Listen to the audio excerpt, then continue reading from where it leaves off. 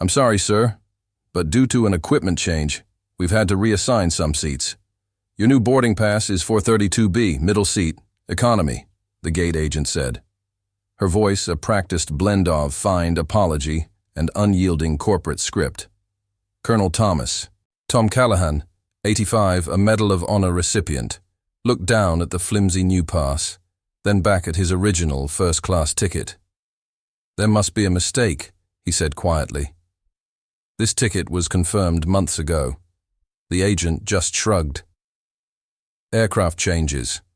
Happen. 32B is your assigned seat. 8 minutes later, as Tom sat dejectedly near the crowded gate, a flurry of activity erupted. The airline's president, looking pale and harried, personally rushed to gate C12. If you believe true honor deserves more than a middle seat, type respect below. Colonel Tom Callahan rhetoricate carried his 85 years with a quiet dignity that often made him invisible in crowded airports. His slightly stooped shoulders hinted at old burdens, but his eyes, though faded, still held a spark of the keen intelligence and unwavering resolve that had defined his distinguished military career. He wasn't one for ostentation. His travel attire was simple, comfortable slacks, a neatly pressed collared shirt, and a well-worn but-clean sports coat. Tucked discreetly in his wallet, almost forgotten, was a copy of the citation that accompanied the Medal of Honor he'd received for extraordinary valor above and beyond the call of duty during a fierce firefight in Vietnam, where he'd repeatedly exposed himself to enemy fire to rescue wounded comrades and rally his besieged unit. He rarely spoke of it, considering it a testament not to his own courage, but to the bravery of the men he'd served with. Today, Tom was traveling to Washington, D.C. He'd been invited to a special commemorative event at the White House honoring Medal of Honor recipients.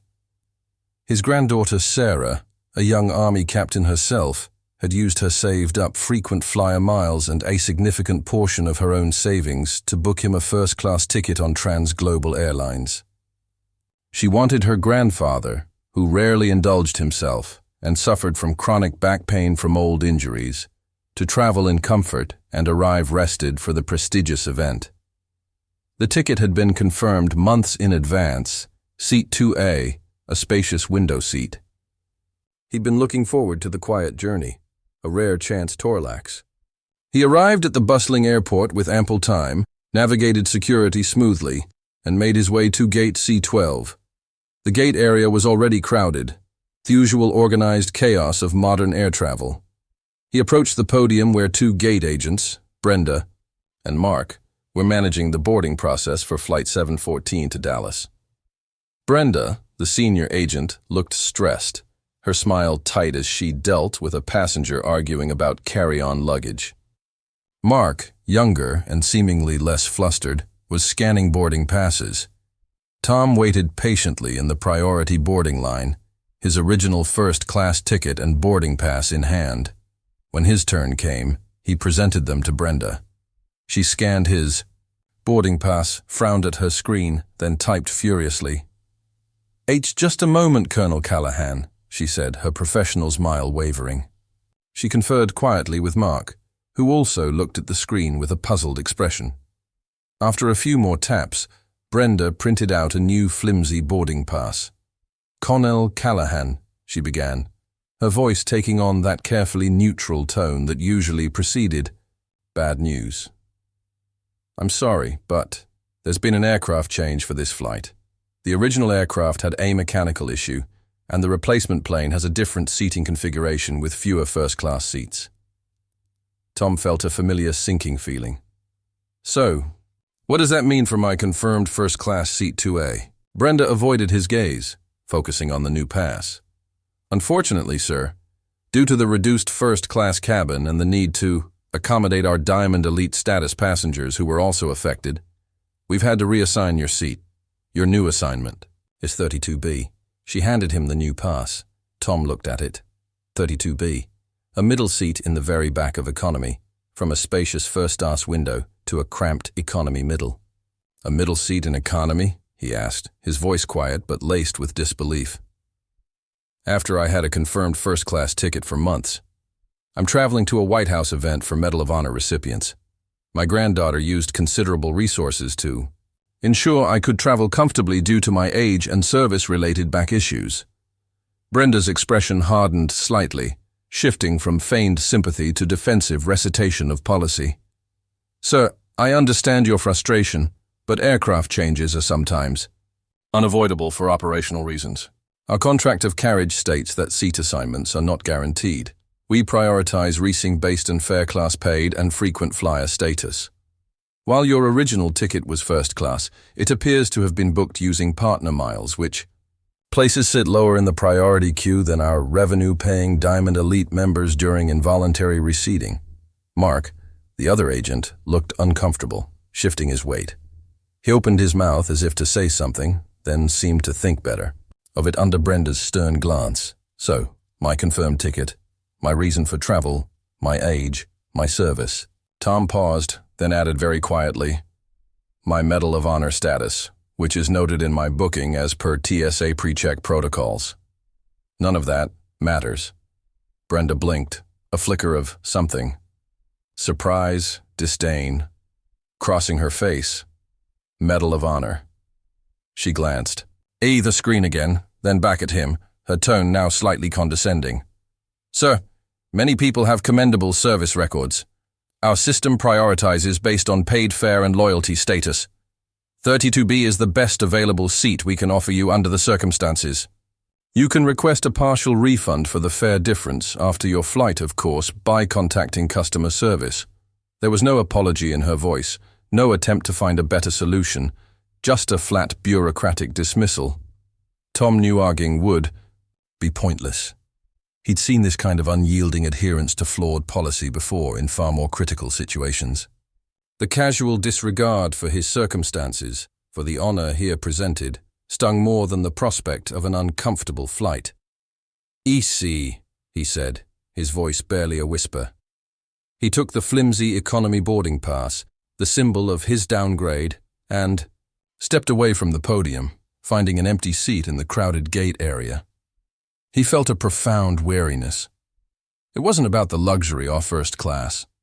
It was about the respect, the acknowledgement, the simple decency that seemed to be so easily discarded by a computer algorithm and an indifferent gate agent. He sat watching other passengers board. The now boarding first-class announcement feeling like a cruel irony. As Tom sat there, a quiet anger simmering beneath his weary resignation, he remembered something his granddaughter Sarah had told him when she booked the ticket. "Grandpa," she'd said, "Transglobal has a special Heroes Liaison desk. For situations like this, for active military and distinguished veterans. If there's any problem, you call this number directly. It bypasses the regular customer service."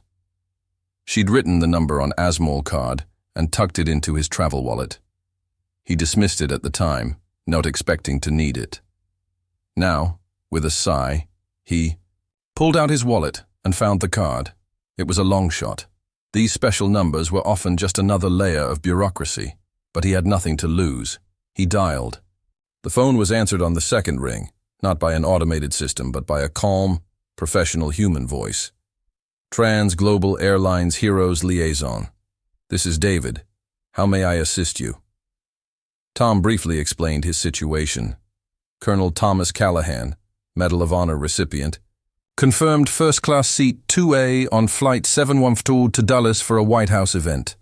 Involuntarily downgraded at the gate to 32B economy middle due to an equipment change. Gate agent unresponsive to circumstances. He kept his voice calm, factual, avoiding emotion. David, on the other end, listened intently, typing rapidly.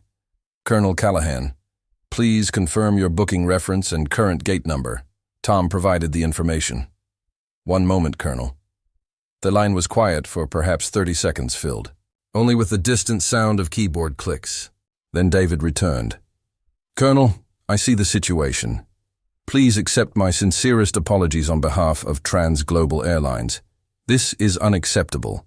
The equipment change was genuine, but the handling of your racing was not in accordance with our dedicated protocols for distinguished service members, especially those traveling to official honorific events. Please remain at Gate C12. This is being escalated to the highest levels immediately. Someone will be with you very, very shortly. The line disconnected. Tom wasn't sure what to expect. Highest levels, very shortly. It sounded like corporate platitudes. He leaned his head back and closed his eyes, the noise of the gate area fading into a dull roar. 5 minutes passed, then 6. Boarding for economy class was now well underway. 7 minutes. Precisely 8 minutes after Tom ended his call with the hero's liaison, the relative calm of gate C12 was shattered.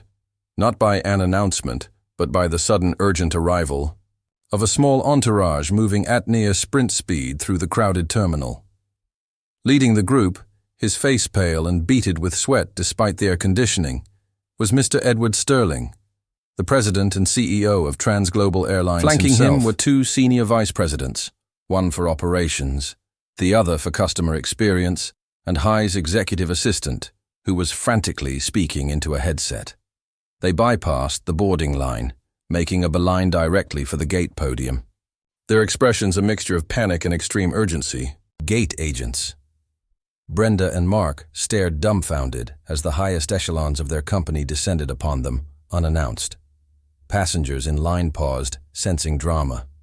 Mr. Sterling reached the podium, his chest heaving slightly. He didn't even glance at Brenda or Mark.